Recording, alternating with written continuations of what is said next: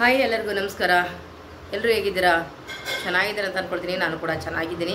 ಇವತ್ತಿನ ವ್ಲಾಗ್ ನಾನು ಸ್ಟಾರ್ಟ್ ಮಾಡ್ತಾ ಇದ್ದೀನಿ. ಟೈಮ್ ಬಂದು ಆಲ್ರೆಡಿ 10 ಗಂಟೆ ಆಗಿರ್ಬೋದು ಅಂದ್ಕೊಳ್ತೀನಿ. ಟೈಮ್ ಕೂಡ ನೋಡಿಲ್ಲ, ಯಾಕಂದರೆ ಬೆಳಗ್ಗೆಯಿಂದ ಸ್ವಲ್ಪ ಕೆಲಸ ಅಂತಂದರೆ ಈಗ ಎಲ್ಲರೂ ನೆಂಟರಿಗೆ ಹೇಳಿದ್ದೀವಿ, ಜಾಸ್ತಿ ಏನಿಲ್ಲ, ಸ್ವಲ್ಪ ಜನಕ್ಕೆ ಹೇಳಿದ್ದೀವಿ. ಮಟನ್ ಎಲ್ಲ ತರಿಸಿದ್ದೀನಿ, ಒಂದು 5 kg ಮಟನ್ನು ಚಿಕನ್ ಎಲ್ಲ ತರಿಸಿ ಬೆಳಗ್ಗೆನೇ ಅದೆಲ್ಲ ಆಲ್ರೆಡಿ ಮಟನ್ ಸಾಂಬಾರು ರೆಡಿ ಮಾಡಿ ಆಲ್ರೆಡಿ ಆಗಿದೆ. 90% ಆಗಿದೆ, 10% ಆಗಬೇಕು. ಇನ್ನು ಸ್ವಲ್ಪ ಎಲ್ಲ ಮನೆಯೆಲ್ಲ ಮತ್ತು ಗಿರ್ಸಿ ಎಲ್ಲ ರೆಡಿ ಮಾಡಿ ಎಲ್ಲ ಮುಗೀತು. ಇವಾಗ ನಾನು ಫ್ರೆಶ್ ಅಪ್ ಆಗಿ ವಿಡಿಯೋ ಸ್ಟಾರ್ಟ್ ಮಾಡೋಣ. ಇರಪ್ಪ ಬೆಳಗ್ಗೆನೇ ಮಾಡ್ಕೊಂಡಿರೋ ಒಂದು ದೊಡ್ಡ ವ್ಲಾಗ್ ಆಗಿದ್ದು. ಏನು ತೋರೋದು ಅದೇ ಕೆಲಸ ಅದೇ ಇದು ಅಂತ ಹೇಳ್ಬಿಟ್ಟು ನೋಡಿ, ನನ್ನ ಕಣ್ಣೆಲ್ಲ ರೆಡ್ ಆಗಿಬಿಟ್ಟಿದೆ. ಕರೆಕ್ಟಾಗಿ ನಿದ್ದೆ ಇಲ್ಲ, ಏನಿಲ್ಲ, ಕೆಲಸ ಅಂದ್ಕೊಂಡು ಈಗ ಕಣ್ಣು ಸ್ವಲ್ಪ ರೆಡ್ ಆಗಿದೆ. ಸರಿಯಾಗುತ್ತೆ.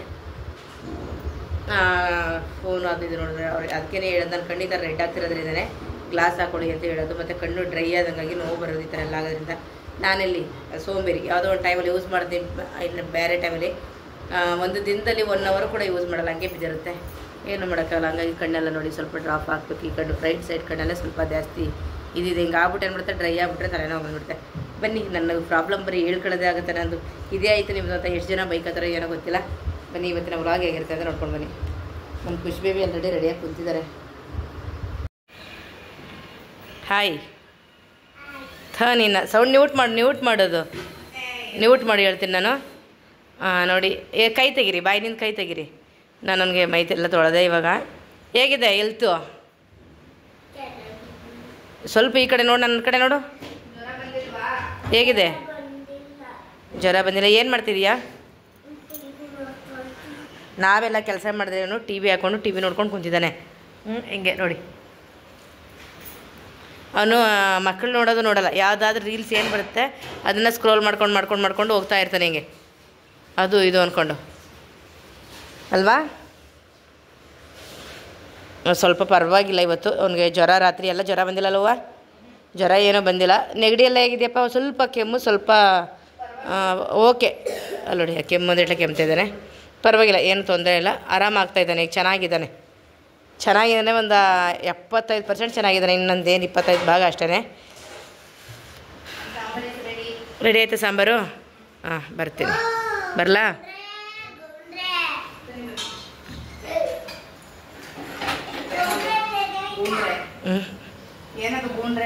ಓ ಲೈಟ್ ಆಗಿಲ್ಲ. ನಾವು ಕುಡುಗ್ಲು ಹಚ್ತಿದೆಯಾ? ಸರಿ ಅಜ್ಜಿ, ಮೆಲ್ಲೆ ಹಿಂದೆ ಬಾ, ದೂರ ಬಾ.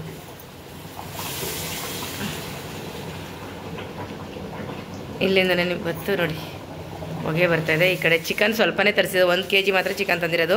ಹಾಗೆಯೇ ಫ್ರೈ ಮಾಡ್ಕೊಳ್ಳೋಣ ಅಂತ, ಜಾಸ್ತಿ ಬೇಡ ಅಂತಂದ್ಬಿಟ್ಟು ಇದು ಮಾಡ್ಕೊಂಡ್ವಿ.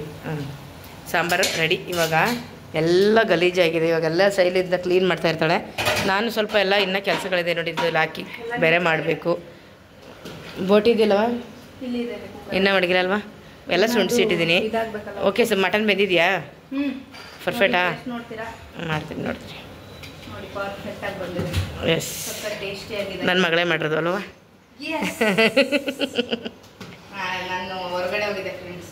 ಹೊರಗಡೆ ಸುತ್ತಕ್ಕೆ ಹೋಗಿದ್ದು. ಎಲ್ಲ ಸಾಂಬಾರು ಒಂದು ರೆಡಿ ಮಾಡಿಬಿಟ್ಟಿದ್ದೀನಿ. ಇನ್ನೇನಿಲ್ಲ, ಸ್ವಲ್ಪ ಮಾಡ್ಕೊಳ್ಳೋಣ. 10:10 ಆಗಿದೆ ಟೈಮು. ಅಷ್ಟೇ. ಅವತ್ತು ಎಲ್ಲ ಅಡುಗೆ ಕೂಡ ಮಾಡ್ಕೊಂಡ್ವಿ. ನೆಂಟರು ಕೂಡ ಎಲ್ಲ ಬಂದರು. ಬಂದಮೇಲೂ ಕೂಡ ನಾನು ಯಾವುದೇ ವೀಡಿಯೋಗಳನ್ನ ಮಾಡಿಲ್ಲ. ಯಾಕೋ ನನಗೆ ಇಷ್ಟ ಆಗಲಿಲ್ಲ. ಎಲ್ಲ ಸುಮ್ಮನೆ ಅವ್ರು ಬಂದರು ಇವ್ರು ಬಂದರು ಅಂತ ಊಟಕ್ಕೆ ಕರೆದಿದ್ದೀವಿ, ಊಟ ಮಾಡ್ಕೊಂಡು ಹೋಗಲ್ಲ. ಅದು ಬಿಟ್ಟು ವೀಡಿಯೋ ಎಲ್ಲ ಮಾಡಿ ಏನಕ್ಕೆ ಇದು ಮಾಡೋದು ಅಂತ ಹೇಳ್ಬಿಟ್ಟು, ಇಷ್ಟ ಇಲ್ಲ ಅಂದಮೇಲೆ ಬೇರೆಯವ್ರಿಗೆ ನಾವು ಬಲವಂತವಾಗಿ ವೀಡಿಯೋ ಮಾಡಬಾರ್ದಲ್ವ, ಅಷ್ಟೇ ನನ್ನ ಉದ್ದೇಶ. ಏನು ಮಾಡ್ತಿದ್ದೇವ?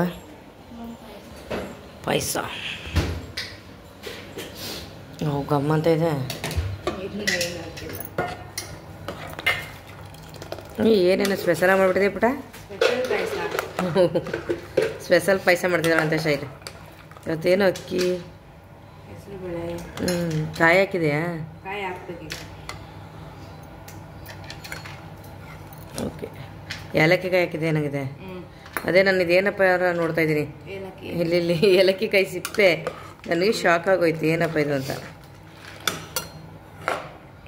ರಾಯರಿಗೋಸ್ಕರ ಇವತ್ತು ನನ್ನ ಮಗಳು ಫುಲ್ ಸ್ನಾನ ಮಾಡಿಕೊಂಡು ರೆಡಿಯಾಗಿ ಪಾಯಸ ಮಾಡ್ತಾಯಿದ್ದಾಳೆ. ಸಾವಿಗೆ ಒಗ್ಗರಣೆಗಲ್ವ. ಇನ್ನೂ ತಿಂಡಿ ಆಗಿಲ್ಲ. ಇವತ್ತಿನ ತಿಂಡಿ ಬಂದು ಉಪ್ಪಿಟ್ಟು.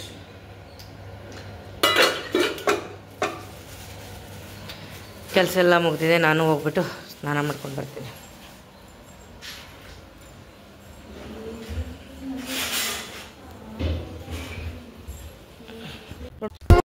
ನಾವು ಇದು ರೈಸ್ಗೆ ಅಂತ ಮಾಡ್ಕೊಳ್ತೀವಿ ನೋಡಿ. ಈ ಥರ ಗೊಜ್ಜು ಮಾಡ್ಕೊಬಿಟ್ರೆ ಅದು ಅಂದರೆ ಚೆನ್ನಾಗಿ ಹಸಿ ವಾಸನೆ ಹೋಗೋವರೆಗೂ ಚೆನ್ನಾಗಿ ಹುರ್ಕೋಬೇಕು. ಎಣ್ಣೆ ಒಂದು ಬಿಟ್ಕೊಂಡು ಈ ಥರ ಕಟ್ ಮಾಡ್ಕೊಂಡು ಇದಕ್ಕೆ ಏನಿಲ್ಲ ಒಂಚೂರು ಕಾಯಿ, ಕಡಲೆ, ಕೊತ್ತಂಬರಿ ಸೊಪ್ಪು, ಸ್ವಲ್ಪ ಖಾರದ ಪುಡಿ, ಒಂದು ಈರುಳ್ಳಿ ಹಾಕ್ಬಿಟ್ಟು ಸ್ವಲ್ಪನೇ ಕಾಯಿ ಕಾಡಿಸ್ಬಿಟ್ಟು ಸ್ವಲ್ಪನೇ ಹಾಕ್ಕೊಂಡ್ರೆ ಸಾಕಿದೆ. ಏನು ಜಾಸ್ತಿ ಹೊತ್ತು ಕೂಡ ಬೇಯೋದಿಲ್ಲ.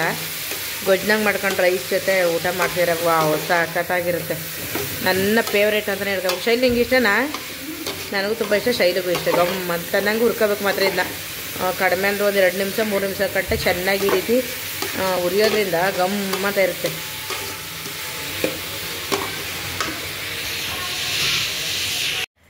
ಯಾಕೋ ಗೊತ್ತಿಲ್ಲ, ಬರೀ ನಾನು ವೀಡಿಯೋ ಸ್ಟಾರ್ಟ್ ಮಾಡ್ತೀನಿ, ವೀಡಿಯೋ ಕಂಟಿನ್ಯೂನೇ ಮಾಡೋದಿಲ್ಲ. ಅವತ್ತು ಹಬ್ಬದ ನಾಳೆಗೆ ನಾನು ವೀಡಿಯೋ ಸ್ಟಾರ್ಟ್ ಮಾಡಿದೆ, ಅದು ಮುಂದೆ ಕಂಟಿನ್ಯೂ ಮಾಡಲಿಲ್ಲ. ಬರೀ ಡೈಲಿ ಇದೆ ಆಯಿತು. ರಾತ್ರಿ ಅಡುಗೆ ಮಾಡ್ತಿದ್ದೀನಿ, ಮುಂದಕ್ಕಿನ ಅಡುಗೆ ಊಟದ್ದು ಏನು ತೋರಿಸ್ತಾನಿಲ್ಲ. ಯಾಕೆ ಅದು ಇದು ಅಂತ ಸ್ವಲ್ಪ ಬ್ಯುಸಿ ಇರೋದ್ರಿಂದ ಎಷ್ಟು ಮಾಡ್ತೀನಿ ಅಷ್ಟೇ. ಈ ವಿಡಿಯೋ ಇವತ್ತಿಗವರು ಎಂಡ್ ಮಾಡೋಣ ಅಂದ್ಕೊಂಡು ಏನಿಲ್ಲ. ನಮ್ಮ ಚಾಮುಂಡಿ ಬೆಟ್ಟ ಇದೆಯಲ್ಲ, ನಮಗೆ ಡೈರೆಕ್ಟಾಗಿ ನಮ್ಮ ಮನೆ ಹತ್ರ ನಿಂತ್ಕೊಂಡ್ರೆ ಕೂಡ ಕಾಣ್ತಾ ಇದೆ. ಅಲ್ಲಿಗೆ ಕಾಡ್ಗಿ ಹತ್ಕೊಂಡಿದೆ. ಅಂದರೆ ಯಾರು ಹಚ್ಚಿದಾರೋ ಏನೋ ಅದಂತೂ ಗೊತ್ತಿಲ್ಲ. ಬೆಂಕಿ ಹತ್ಕೊಂಡು ದಗ ಅಂತ ಹುರಿದು ಹೊಗೆ ಎಲ್ಲ ತುಂಬ್ಕೊಂಡಿರೋದು ಇಲ್ಲಿವರೆಗೂ ನಮ್ಮ ಮನೆವರೆಗೂ ಕಾಣಿಸ್ತಾ ಇದೆ. ಅದನ್ನು ತೋರಿಸ್ತೀನಿ ಬನ್ನಿ. ಅಪ್ಪ ಅಲ್ಲ, ಒಂದು ಅಂಥ ಜಾಗಗಳಲ್ಲಿ ಬೀಡಿ ಸೇಯೋರು, ಸಿಗರೇಟ್ ಸೇಯೋರಾಗ್ಬೋದು, ಅವರು ಒಂದು ಕಟ್ಟಿಕ್ಕಿರಿ ಇಟ್ಟರೆ ಸಾಕು, ಅದು ಕತ್ಕೊಂಡು ಉರಿಯೋಕ್ಕೆ ಈ ಬೇಸಿಗೆ ಬಿಸಿಲಲ್ಲಿ ಕೇಳಬೇಕಾ? ಏನು ಬುದ್ಧಿ ಇಲ್ವ ಜನಗಳಿಗೆ? ಏನು ಅನ್ನೋದು ನನಗೆ ನಿಜವಾಗ್ಲೂ ಗೊತ್ತಾಗ್ತಾಯಿಲ್ಲ. ಚಾಮುಂಡಿ ಬೆಟ್ಟಿಗೆ ಕಾಡ್ಗಿ ಹತ್ಕೊಳ್ತು ಅಂದರೆ ಅಲ್ಲಿ ಪ್ರಾಣಿ ಪಕ್ಷಿಗಳು ಎಷ್ಟಿರ್ತಾವೋ ಏನೋ, ಮತ್ತು ಅದು ಆರಿಸ್ಬೇಕು ಅಂದರೆ ಎಷ್ಟು ಕಷ್ಟಪಡಬೇಕು ಅನ್ನೋದು ಕೂಡ ಜನಗಳಿಗೆ ಗೊತ್ತಿದೆಯೋ ಅದಂತೂ ನನಗೆ ಗೊತ್ತಿಲ್ಲ. ಕೇಳಿ ನಿಜವಾಗ್ಲೂ ಅದು ನ್ಯೂಸಲ್ಲೆಲ್ಲ ಬರ್ತಾಯಿದೆ. ಅದು ನಮಗೂ ಕೂಡ ಏನು ಈ ಥರ ಹೊಗೆ ತುಂಬ್ಕೊಂಡಂಗೆ ಕಾಣಿಸ್ತಾ ಇದೆಯಲ್ಲ ಅನ್ನೋದು ನ್ಯೂಸಲ್ಲಿ ಬರೋವರೆಗೂ ಗೊತ್ತಿಲ್ಲ. ಆಮೇಲೆ ನ್ಯೂಸಲ್ಲಿ ನೋಡಿದ್ಮೇಲೆ ಗೊತ್ತಾಯಿತು, ಓ ಮೋಸ್ಟ್ಲಿ ಇದೇ ಈ ಥರ ಆಗಿರೋದು ಅಂತ ಹೇಳ್ಬಿಟ್ಟು ತುಂಬ ಬೇಜಾರಾಯಿತು. ನಮ್ಮ ಚಾಮುಂಡಿ ಬೆಟ್ಟದಲ್ಲಿ ಈ ಥರ ಆಗಿದೆ ಅಂತಂತ ಕೇಳಿದ್ಮೇಲೆ ಬನ್ನಿ ಇಲ್ಲೇ ತೋರಿಸ್ತೀನಿ. ನಮ್ಮ ಚಾಮುಂಡಿ ಬೆಟ್ಟ ಕೂಡ ಇಲ್ಲೇ ಕಾಣುತ್ತೆ, ಎಲ್ಲ ಹೊಗೆ ತುಂಬ್ಕೊಂಡಾಗೆ ಕಾಣಿಸ್ತಾ ಇದೆ, ಕ್ಲಿಯರಾಗಿ ಕಾಣಿಸ್ತಾ ಇಲ್ಲ. ಹೌದು, ಟೆರೆಸ್ ಮೇಲೆ ಹೋದ್ರೆ ಕಾಣುತ್ತೆ, ಇಲ್ಲಿ ಸ್ವಲ್ಪ ಕಾಣುತ್ತೆ ಕರೆಕ್ಟ.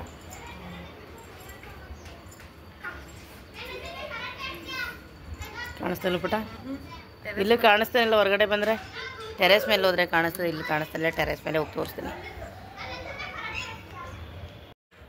ನಮ್ಮ ಟೆರೆಸ್ ಮೇಲೆ ಹೋದರೆ ಕಾಣಿಸ್ತದೆ, ಬನ್ನಿ ನೋಡೋಣ. ಸ್ವಲ್ಪ ಎಲ್ಲೇನಿಲ್ಲ, ಮರಗಳು ನೋಡಿ ಇಲ್ಲಿ ಬಂತು ಅಂದರೆ ನೋಡಿ ಚೆನ್ನಾಗಿ ಕಾಣುತ್ತೆ ಅಲ್ವಾ? ನೋಡಿ ಕಾಣಿಸ್ತಾ ಇದೆ. ಇವಾಗ ಸ್ವಲ್ಪ ಕ್ಲಿಯರ್ ಆಗಿದೆ. ಇನ್ನು ಈ ಸೈಡ್ ಸ್ವಲ್ಪ ನೋಡಿ ಅಲ್ಲಿ ಕಾಣಿಸ್ತಾ ಇದೆಯಲ್ಲ, ಹಂಗೆ ಕಾಣಿಸ್ತಾ ಇದೆ. ಸ್ವಲ್ಪ ಎಲ್ಲ ಕ್ಲಿಯರ್ ಆಗಿದೆ. ನಾನು ಝೂಮ್ ಹಾಕಿದ್ದೀನಿ ಎಲ್ಲ, ಹಾಗಾಗಿ ಕ್ಯಾಮ್ರಾಕ್ಕಿಂತ ನಿಜವಾಗ್ಲೂ ಡೈರೆಕ್ಟಾಗಿ ಚೆನ್ನಾಗಿ ಕಾಣುತ್ತೆ. ಕ್ಯಾಮ್ರಾದಲ್ಲಿ ಅಷ್ಟು ಕ್ಲಿಯರಾಗಿ ಕಾಣಲ್ಲ.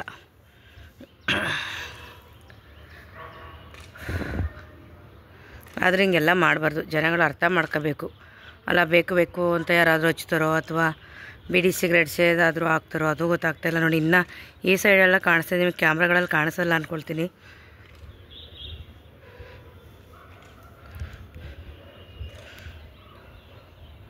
ಮತ್ತು ಹಾಗೆಯೇ ನಾನು ಉಪ್ಪಿನ ದೀಪದ ಬಗ್ಗೆ ನಾನು ವಿಡಿಯೋ ಕೂಡ ಮಾಡೋಕ್ಕಿದ್ದಲ್ಲ. ತುಂಬ ಜನ ಕಮೆಂಟ್ ಮಾಡಿದ್ರಿ ನನಗೆ, ಅಯ್ಯೋ ನಮಗೂ ಪ್ರಾಬ್ಲಮ್ ಆಯಿತು, ನಮ್ಮಲ್ಲಿ ಒಂದು ಜೀವನೇ ಕಳ್ಕೊಂಡ್ವಿ, ತುಂಬಾ ಕಷ್ಟ ಅನುಭವಿಸ್ತೀವಿ, ತುಂಬಾ ಪ್ರಾಬ್ಲಮ್ ಆಯಿತು ಅಂತೆಲ್ಲ ತುಂಬ ಜನ ಕಮೆಂಟ್ ಮಾಡಿದ್ರಿ. ನೀವು ಹೇಳೋ ರೀತಿಲೇ ಗೊತ್ತಾಗುತ್ತೆ ಎಷ್ಟು ಅದರಿಂದ ನಾವು ಕಷ್ಟನ ಅನುಭವಿಸಿದ್ದಾರೆ ಅಂತ ಗೊತ್ತಾಗುತ್ತೆ. ಅದೇ ನಾವು ಬೇರೆ ಯಾರೋ ಏನೋ ಮಾಡಿದ್ರು, ಅವ್ರು ಏನೋ ಹೇಳಿದ್ರು ಅನ್ನೋದಕ್ಕೋಸ್ಕರ ನೋಡಿ ಈಗೇನೇ ಆಗೋದು ನಾವು ಮಾಡೋದ್ರಿಂದ. ನಾನು ಅಂದ್ಕೊಳ್ಳೋದು ಇಷ್ಟೇ, ಏನೇ ಆಗಲಿ ಯೂಟ್ಯೂಬಲ್ಲಿ ವೀಡಿಯೋ ಮಾಡಾಕ್ತೀವಿ ನಾವು ಕೂಡ, ಯಾರಿಲ್ಲ ಅಂತಲ್ಲ. ಅದೇ ಫೇಕಾಗಿ ವೀಡಿಯೋ ಮಾಡೋಕೆ ಅವ್ರನ್ನಂತೂ ದಯವಿಟ್ಟು ನಂಬಕ್ಕೆ ಹೋಗ್ಬೇಡಿ. ಅವ್ರು ವೀಡಿಯೋಲ್ಲಿ ದುಡ್ಡು ಮಾಡಬೇಕು ಅಂತಲೇ ಮೋಸ್ಟ್ಲಿ ಈ ಥರ ಮಾಡ್ತಾರನೋ ಅಂತ ನನಗಂತೂ ಅನಿಸ್ಬಿಟ್ಟಿದೆ. ಯೂಟ್ಯೂಬಲ್ಲಿ ದುಡ್ಡು ಮಾಡೋಕ್ಕಾಗಲಿಲ್ಲ, ಮಾಡಬೇಕು ಅಂದರೆ ಒಂದು ಏನಾದರೂ ಇದ್ದರೆ ಒಳ್ಳೇದು ಹೇಳ್ಕೊಂಡು ಅವ್ರು ಮಾಡಬೇಕು. ಅದು ಈ ಥರ ರಾಂಗಾಗೆಲ್ಲ ಹೇಳಿ ಏನೋ ಒಂದು ಪ್ರಾಬ್ಲಮ್ ಆಗೋದು ಅಂತಂದರೆ ತುಂಬಾ ಕಷ್ಟ ಆಗುತ್ತೆ ಜನಗಳಿಗೆ. ಆ ಕಷ್ಟಗಳು ಯಾರಿಗೆ ತಾನೇ ಹೇಳ್ಕೊಳ್ಳೋದು? ಇವಾಗ ಏನಾದ್ರು ಪ್ರಾಬ್ಲಮ್ ಬಂತು ಅಂದರೆ ಎಷ್ಟು ಇದಾಗುತ್ತೆ ಗೊತ್ತಾ? ಮನೆಗಳಲ್ಲಿ ಸಣ್ಣ ಪುಟ್ಟ ಪ್ರಾಬ್ಲಮ್ ಬಂದರು ಅಂದರೆ ಅಂಥ ದೊಡ್ಡ ಪ್ರಾಬ್ಲಮ್ನೇ ನಾವು ಎದುರಿಸ್ತೀವಿ ಅಂತ ಹೇಳ್ಬಿಟ್ಟು ಒಂದಿಷ್ಟು ಜನ ನನಗೆ ಕಮೆಂಟ್ ಮಾಡಿದ್ದಾರೆ. ನನಗೆ ನೋಡಿ ಆಶ್ಚರ್ಯ ಆಗೋಯ್ತು. ನಾನು ಒಬ್ಬಳೇ ಅಲ್ಲಪ್ಪ ಇದರಿಂದ ಕಷ್ಟನ ಅನುಭವಿಸಿರೋದು, ತುಂಬ ಜನ ಕಷ್ಟ ಅನುಭವಿಸಿದ್ದಾರೆ ಅಂತ ಆಮೇಲೆ ಗೊತ್ತಾಯಿತು ನನಗೆ.